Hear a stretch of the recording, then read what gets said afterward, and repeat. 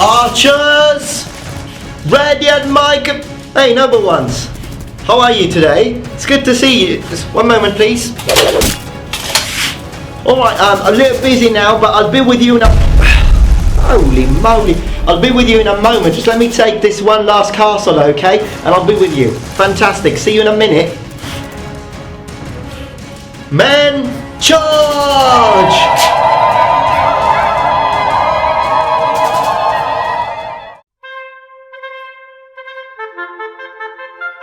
Hello number ones, welcome back to my channel. This is the Metatron speaking, and today we're going to talk about military service, because yes, as you could tell from the title, it just decided to tell you this interesting story. Well, I hope it's interesting anyways, but yeah, my personal experience with the military. Now, of course, you remember, as you will remember, I am Italian, and therefore I am talking about my own personal experience within the Italian military force.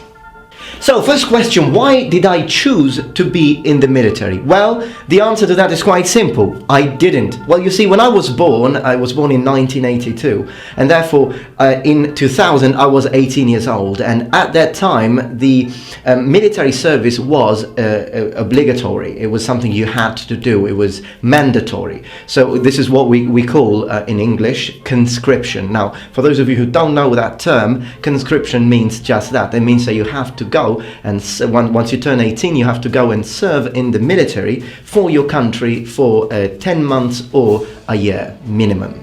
There were three possibilities, either ground forces, navy or air force, but it wasn't something that you could choose. It was something that it was chosen for you. But how did they choose that? Well, in Italy this is how it works. Basically it all depended, most of it depended on what month you were born. This is how they divided the population, sort of, although of course it also depended on how many units and how many positions were available at that time. So this is basically how it worked. Now for me, what happened is that they chose the navy for me. So I was sent to the southern Italian city of Taranto, to the Maricentro, which is basically the headquarters of the Italian Navy in the south of Italy. So the first time I went there to be checked, they needed to check me both physically and mentally. They needed to make sure that I was fit enough and that I was healthy enough to become a soldier. Now that was a pass, so after a few months I was actually formally called by the Navy to become a soldier.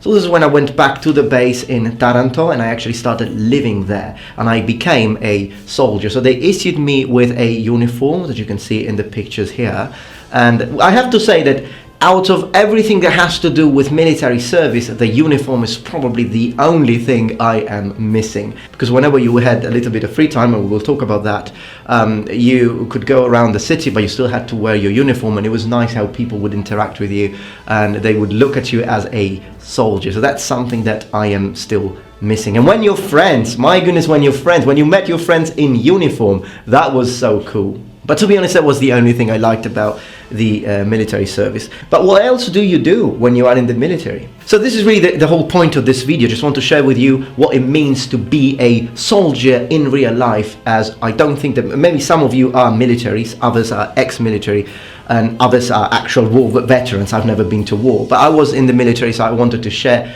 this information with those of you who are not in the military or had never had such an experience. So after being considered an adequate candidate, you are basically sent to the training center, or CAR in Italian, CAR, Centro Addestramento Reclute, Recruit Training Center. So in there, what you do, basically you wake up in the morning every day at 6:30. You have to go put on your uniform, go out and stand in the main square where they will have you sing, all of the soldiers will sing the national anthem, so Fratelli d'Italia in Italy, while they raise the flag of your nation.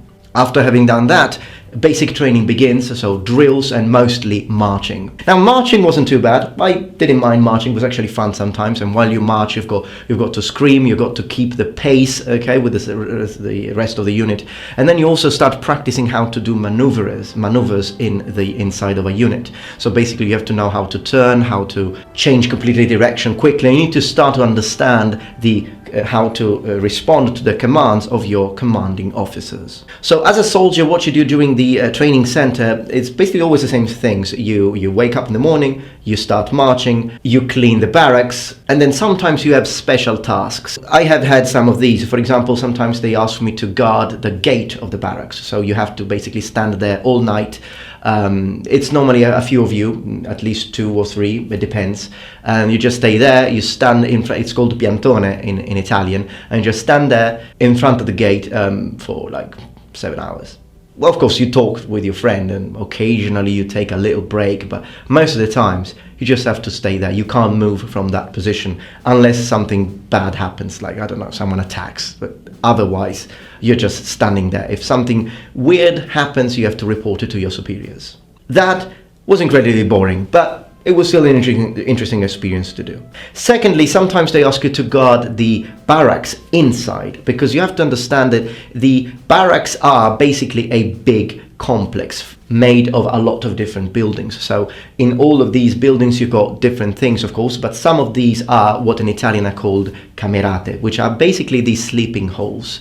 Very, very big buildings with huge rooms with loads of different beds where the soldiers rest. Now, they always have at least 2, as far as I can remember, 2 to 3 soldiers actually having a night patrol inside these barracks while the other soldiers sleep. And that one, I have to say, it was okay, much better than guarding the front gate, because at least it was cold, okay? It was, when it's winter, it gets cold, but inside the barrack is not too bad. But I have to say that the problem is that when you finish, okay, and it's morning, you can't go to bed. You still have to do your full day as a military, so you literally lose 1 night of sleep. Now, in the military, there is also something called allowance or free allowance. In the case of Navy, it's called shore leave, in Italian franchigia.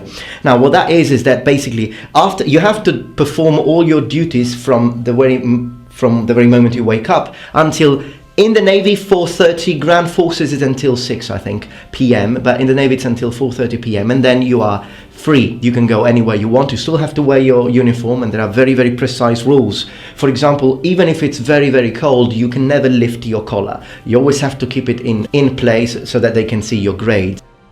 The only case in which you can actually do this with a uniform is in case of heavy rain. Now, 4:30 as a Navy soldier, I have to say it was good. It was fun because we could go around, still wearing your uniform, of course, and it was actually interesting because, of course, you have to keep your hair short, which, big change if we look at it now.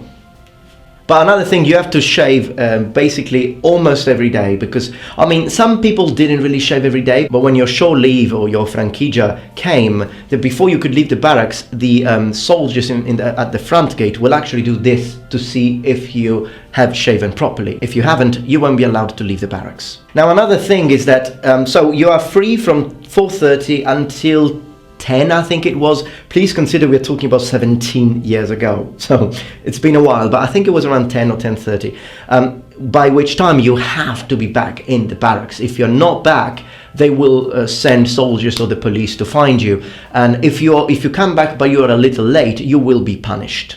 I think that only happened to me once, that I was a little late, and yes, I was punished, but luckily it wasn't a heavy punishment at all.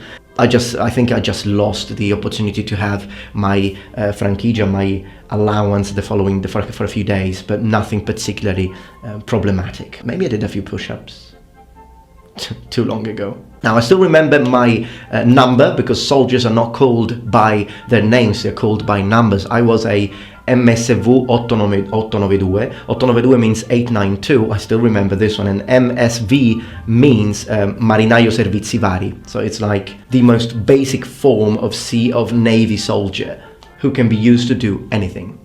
That's basically the meaning. There were also specialized corps like Battaglione San Marco, but no, I never made it into those.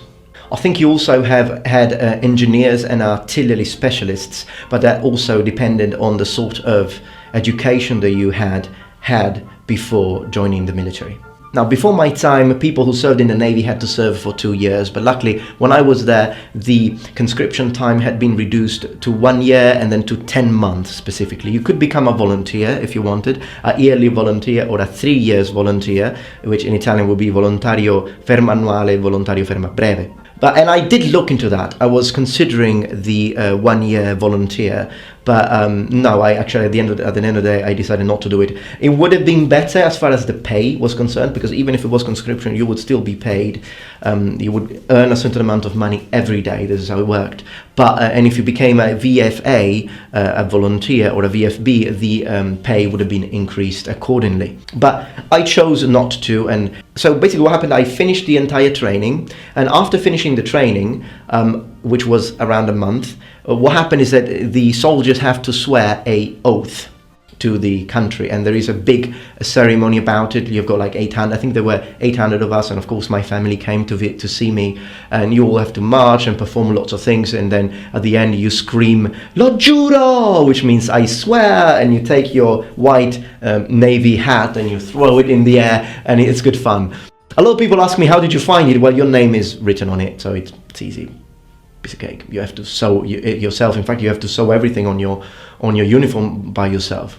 Now, at one point, after doing the oath and everything, so becoming officially a soldier, what happened is that after a while that I was there, they were preparing to embark me, and what happened on a ship. But what happened is that I got a fever. I became really, really sick, because you have to consider that back then, when I was 18, I was very, very skinny. I was really slim, very thin rather than slim.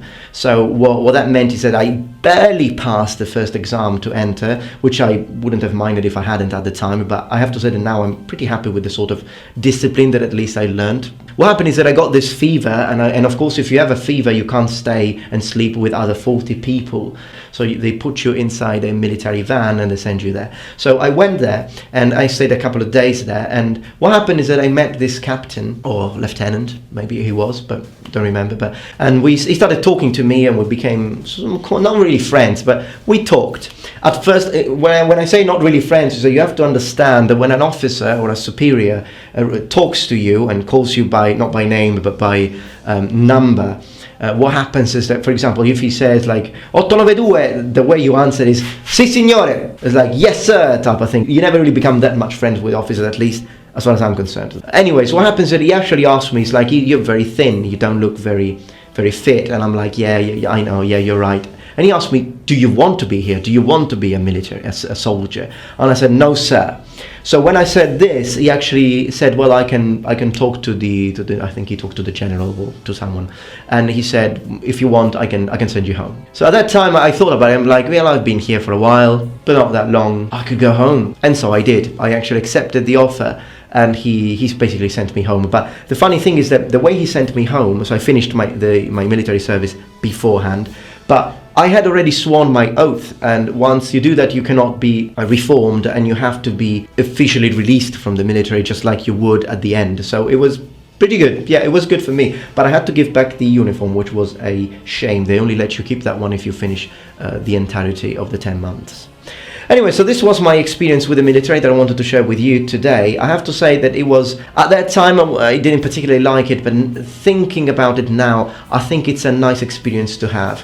Luckily, I didn't have to shoot anyone, so that never really happened, but sometimes there were some difficult situations in the barracks, because, you know, when you are in the barracks, you live with people of all kinds. So you even have some soldiers are basically criminals, to be honest. And other are really good people. So you end up living with lots of different people, and at first it can be a little scary, but then you get used to it. You know, when you understand that you are there, you gotta be there. If you are gonna try to make my life a hell, I will make your life a hell as well. So you sort of learn also some basic social skills, I think, as far as giving respect but also getting respect back is concerned.